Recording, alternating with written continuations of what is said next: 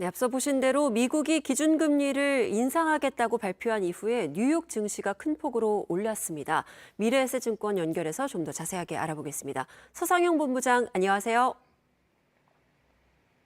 네, 안녕하십니까. 네, 미국의 금리 발표 이후에 미국 증시가 큰 폭으로 올랐습니다. 전체적인 흐름은 어땠나요? 일단 미증시는 부진한 실적을 발표한 마이크로소프트와 알파벳이 과도한 선반영과 핵심 사업인 클라우드 부문의 성장 기대에 힘입어서 강세를 보이자 여타 대형 기술주 및 반도체 업종 중심으로 상승을 했습니다. 그런 가운데 연준이 FOMC를 통해서 75bp 금리 인상을 단행했지만 많은 부분 반영이 되었다는 평가 속에 상승은 지속되었고요. 여기에 파월 연준 의장이 향후 제한적인 금리 인상을 할 수 있다며 덜 매파적인 발언을 하자 상승폭을 크게 확대하면서 마감을 했습니다. 근데 저는 궁금한 게 보통 실적이 부진했다라고 발표를 하면 주가가 떨어지기 마련인데 마이크로소프트와 알파벳이 오히려 오른 이유는 뭔가요? 그다음 전일 장마감 후에 실적을 발표했던 마이크로소프트와 알파벳이 예상을 하회한 결과를 내놓았는데 주요 요인을 좀 살펴보면 달러 강세, 중국 경제 봉쇄, 온라인 광고 수요 둔화에 의한 결과라고 언급을 했습니다. 그렇지만 달러 강세는 향후 완만한 약세 기조로 전환될 것으로 예상되고 있고 중국 봉쇄 관련해서는 4월보다는 5월, 5월보다는 6월에 해소되어가는 과정을 보였기 때문에 향후 실적 개선 기대를 높였다는 점은 긍정적입니다.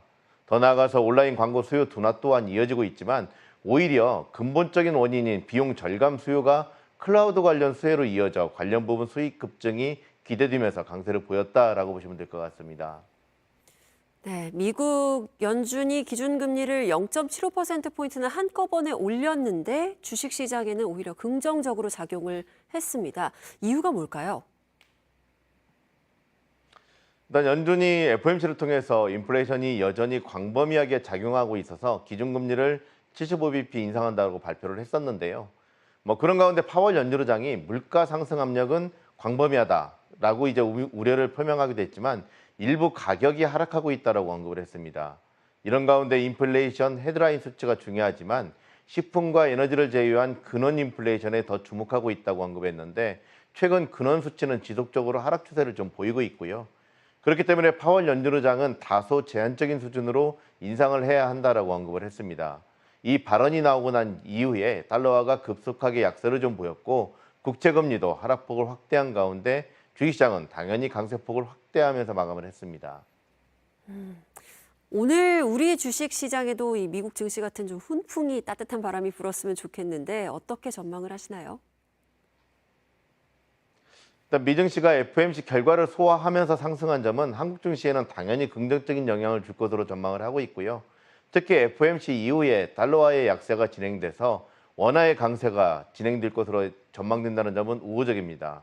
이는 파월 연준 의장이 점진적인 금리 인상을 언급한 점과 경기에 대한 자신감을 표명한 데 따른 것으로 추정되고요. 대체로 외국인 수급에 긍정적인 영향을 줄 것으로 판단하고 있습니다. 이를 감안해서 한국 증시는 1% 내외 상승 출발한 이후에 지속적으로 견고한 모습을 좀 보일 것으로 전망을 하고 있습니다.